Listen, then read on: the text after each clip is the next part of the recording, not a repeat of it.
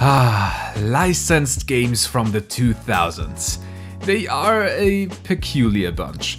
Don't get me wrong, I'm not trying to say that all licensed games were complete cash grabs without any kind of respect for the beloved base material, but there is a strong case to be made against most of those early licensed games to be true masterpieces.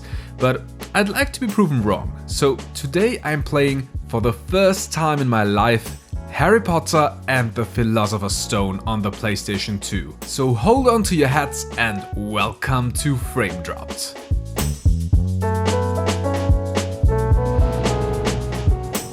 A long time ago, when I was a kid, I used to have no money and therefore only a few games, but lots of time.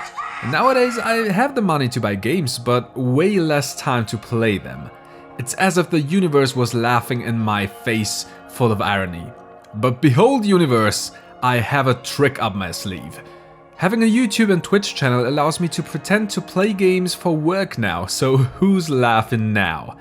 And there are a ton of games that I'd have loved to play as a kid, but I have to admit, my decisions on whether to buy and play certain games weren't based off reviews, the stock market or planetary constellations. They were mainly based off whether I liked the box art or if I knew a franchise. And because I was a kid and couldn't play all the games, I've missed out on so many revolutionary masterpieces such as SpongeBob Battle for Bikini Bottom and The Simpsons Skateboarding. Okay, no idea if they were good, but they sounded cool. And one idea that sounded cool was a Harry Potter game. Imagine being able to run around Hogwarts and talk to your friends and go to wizard school and cast spells. Oh, how great would that be? Unfortunately, I never found out because I was stuck with the amazing Jungle Book Groove Party. Hey, I did it! I'm really good! And now I'm a grown-ass man. So what I did was buy all of the Harry Potter games and start reviewing them. And I just finished Harry Potter and the Philosopher's Stone, or Sorcerer's Stone depending on where you're from, on the PS2. So here it goes. I have to admit I went in thinking this would be another quick cash grab. You see, nowadays there are quite a few licensed games such as the Arkham series or Marvel Spider-Man that are really good, maybe among the best games that were ever made even. Because some companies realized that it would benefit them to treat the base material with respect. But during the PS2 era, there were many games that were developed by studios whose names could as well be those of an off-brand pizza place in a bad neighborhood that were done in about 2 days and then got slapped on a sticker of "Insert your favorite pop culture franchise here."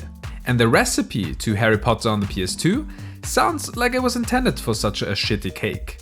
The Sorcerer's Stone on the PS2 came out in 2003, so 2 years after the game was released on the PS1 and 1 year after the release of the second film in cinemas.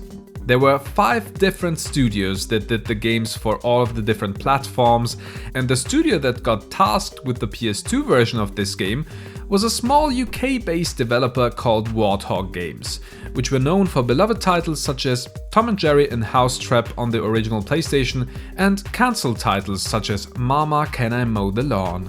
And yes, as soon as you start up the game, you notice that the controls aren't very responsive, the graphics are horrible compared to, let's say, Ratchet & Clank, which came out the year before. But I'm saying it right here and right now. Ladies and gentlemen, I had fun with the game. So why is that? Well, let's start at the beginning. The concept of the game is simple. You play as Harry Potter, I know, shocking, go to class, do various tasks, collect ingredients to concoct potions and use magic and even fly on your broom for a little while, all while collecting house points for Gryffindor. And a quick side note here, I didn't find out much about the game, so correct me if I'm wrong in the comments, but it appears that Gryffindor can even lose at the end if you don't collect enough points, which is a neat little addition. Okay, so far so good. There are 6 different spells that you learn while progressing through the game, such as Spotify and Nintendo. Every spell opens up new paths or can be used against different types of enemies. For example, Lumos is good against ghost-type enemies, and yeah, we'll get back to that. All of that is coupled to the story of the film with slight changes, so exploring all of that actually made a lot of fun.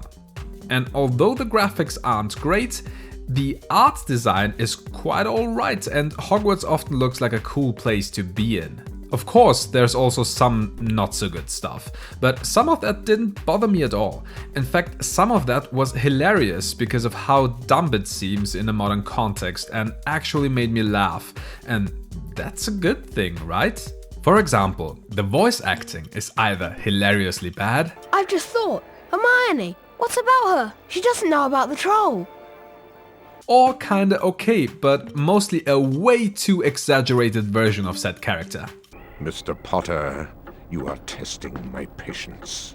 Now get to your next lesson. Holy f***, I'll do anything you say. Then someone during development must have thought, hey guys, you wanna hear a rad idea? What about if Harry, every single time he picks up a single Bertie Bott's bean, comments on its flavor? Every single time. Over here, Miss. Ugh! Oh! Sprout! Spinach flavour? Somehow, about half of all the lessons consist of a single student, which of some reason always is Harry Potter, having to crawl through a fucking hole and fight for his life, only to get a C at the end. Good for you, Harry. You did your best. But that stuff really made me laugh, and if stuff in older games is kinda dumb and broken but funny and doesn't make you feel frustrated, that can kinda be good, right? Do not worry, mates, we'll get to the really frustrating parts. But first, what about stuff that seems plain bad? Maybe even for 2003 standards. Well, for starters, the game feels rushed and kinda unfinished in some parts. The overall story is pretty short and ends abruptly when you think there's still a lot more to do. It is based on a film, but leaves a lot of stuff out, and the problem is, someone who just plays the game and hasn't read or seen the first Harry Potter would probably not know what was going on at all. The animations seem as if they tried to put the least amount of effort into them as possible. Mr. Longbottom.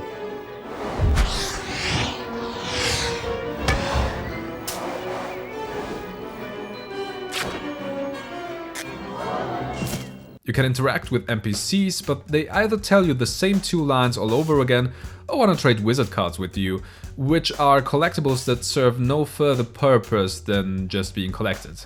Oh yeah, and stealth has somehow made its way into this game, but is extremely broken with either being really difficult or so easy that you can just run past everyone.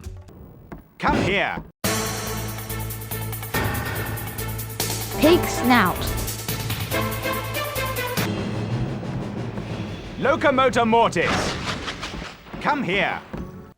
Apart to getting where you need to go, Hogwarts seems to have no other gameplay use, which is especially apparent in the outside section that is completely huge and empty and makes some mission tedious and nothing else. The only thing that it sometimes seems to do, if you look directly at the castle, is killing the one astrobot inside the PS2 that was responsible for a stable frame rate. The laggy frame rate continues to the Quidditch sections of the game, which apart from that aren't too bad honestly, and a nice variety to the main gameplay. It kinda makes you think, how cool would it be if there was a dedicated Quidditch game?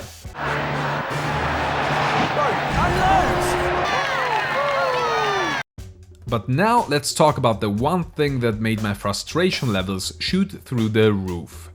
Although this is a game aimed at kids and therefore is mostly quite easy to master, some stuff is just plain unfair. And it seems like that is just because some mechanics are broken and have not gotten a sufficient amount of testing. For some reason, Harry's health doesn't regenerate when the mission or the day ends, which is alright because you can fill your potion vial up in Snape's class, which nobody told me, but alright I guess. And there are many items such as cauldron cakes and pumpkin pies and chocolate frogs in the world that all refill your health bar a little bit. But then came the last boss fight of the game against Quirrell. When I first went in, I was at 2 full health bars, had a full potion vial, and some happy little chocolate frogs were jumping around the area. It took me a while to find out that the goal is just to kill every single ghost dog in the area, which is harder than it sounds because the creatures can only be hurt with a long press of the Lumos button, take very little damage, although you take a lot, and after you've killed one of them, Quirrell starts casting more dogs, and the time window in which you can stop him from doing that is ridiculously short.